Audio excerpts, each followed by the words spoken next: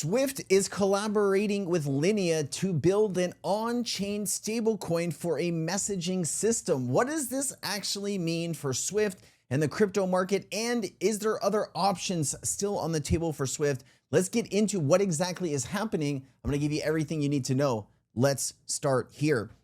I woke up and I saw this everywhere. Swift is working with Linea to build a stablecoin and an on-chain messaging system. Let's go ahead and get into this. Yes, the information in the image is true. Multiple credible sources confirm that Swift is collaborating with Linea, an Ethereum-capable Layer 2 network, to build both a stablecoin and an advanced on-chain messaging system. This collaboration is part of Swift's broader strategy to bridge traditional finance and blockchain, aiming to enhance global settlement efficiency and security by leveraging blockchain capabilities.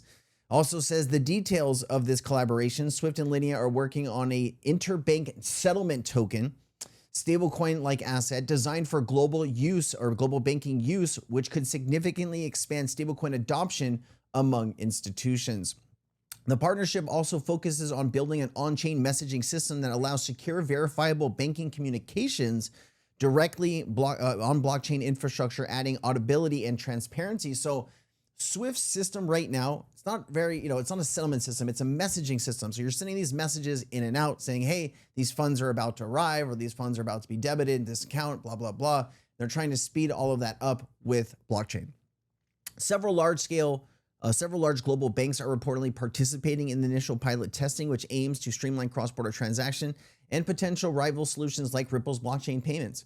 So Swift obviously is a little bit worried here, right? Are they going to be replaced? That is the banking system, right? You do start to worry, and this is their effort to maybe try to slow down some of this stuff, I would imagine.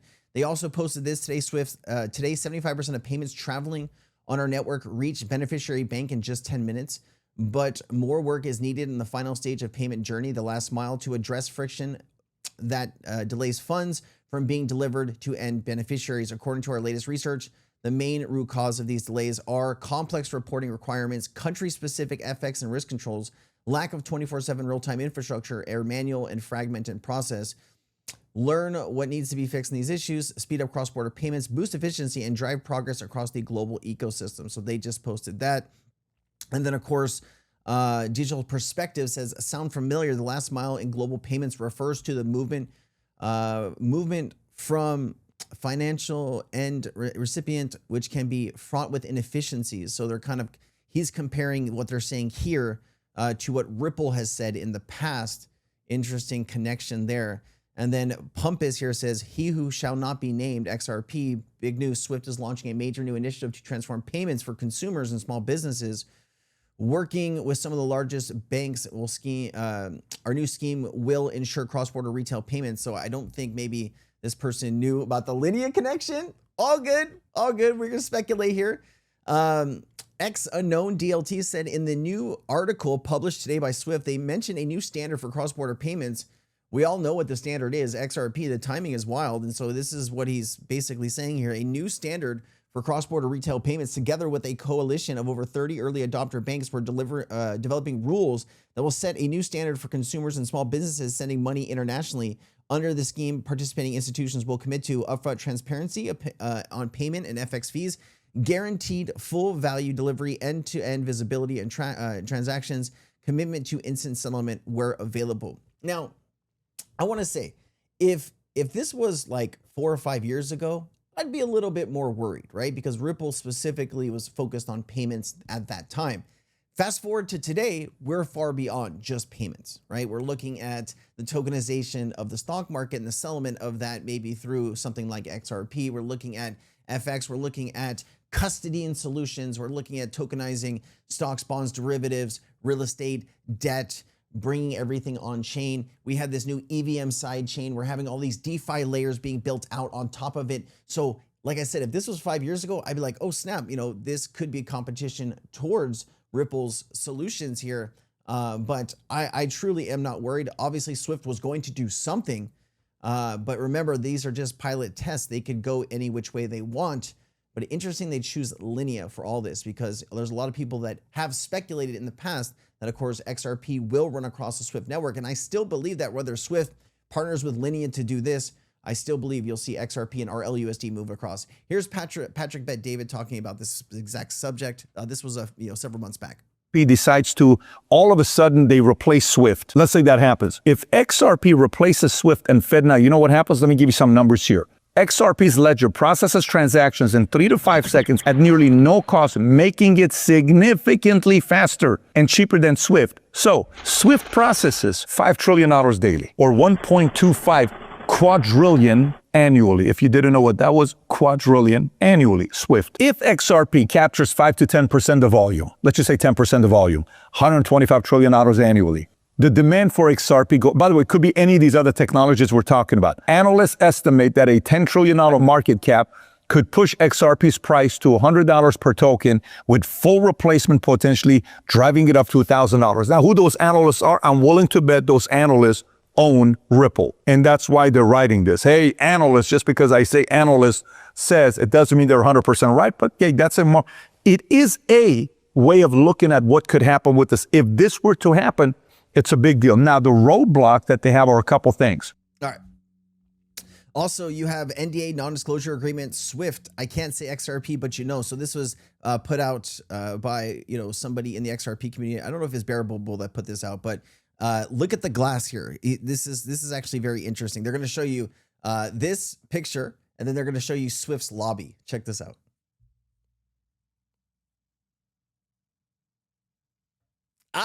Looks pretty good, right? Looks pretty close. Looks pretty close. I swear we have some time travelers in the XRP community, some people that have been to the future and know what's coming. All right, Mr. Man also posted this. So the BIS posted about DC FinTech Week. Look at the participants. To my knowledge, Ripple works with every single participant shown. Bitstamp, Robinhood, Ripple and Citi, Chainlink, and RLUSD, Ondo Finance, and XRP. Here are the some of the biggest contenders that are coming here. Davis Polk, Robinhood, Citi Circle, Gibson Dunn, Chainlink, Ripple, Ondo, Intuit. So that's going to be a big week for Brad and his team. The post refers to social media discussing Bank of International Settlements spotlights participants in DC FinTech Week, with the emphasis on Ripple's broad ecosystem connections and other featured companies. The tweet claims Ripple interacts with all participants. Yes. Lada. And it just talks about here the connections, Bitstamp and Ripple and Robinhood. Bitstamp is primary XRP on and off ramp and has connections to both Robinhood. Remember, Robinhood bought Bitstamp. That's basically XRP infrastructure. Ripple and Citi has explored blockchain integrations and reportedly collaborated with Ripple in various financial innovation pilots. Chainlink's oracles often serve stablecoins and assets like RLUSD and DeFi markets. And then Ondo explores asset tokenization on the XRP ledger and focusing on interoperability with next generation financial protocols. This also is a document here from Smoke. September 2025 FMSB report finds 95% of cryptocurrencies, including Bitcoin, lack underlying value and depend on market sentiment. So this is absolutely true. When you take a look at Bitcoin's use case, what is it, right? It used to be, they used to talk about Bitcoin as the future technology or the future financial system. Over time, that is now shifted to being a store of value, right? So it's only a store of value for the people that believe it's a store of value. There are going to be other assets that come forward that offer not just a store of value. They offer, payments and maybe a bridge asset and all of these different things in one. So are banks and institutions interested in buying Bitcoin that is just a store of value, right? Or I just go buy gold, right? Bitcoin, or are you going to buy XRP or XLM or Chainlink or HBAR, right? I think those assets have way more value personally to the world and as far as how much they're going to be used. No one's going to go into a Starbucks and use Bitcoin to pay for coffee. You might do it as like, hey bro, I'm gonna, show everybody that this works, but are you gonna do that every single day? No, you're not, because it's inconvenient, it's slow, it's costly. Of course, you're going to use a stable coin or something more simple to get that transaction done. And I think people are, crazy. Anyway.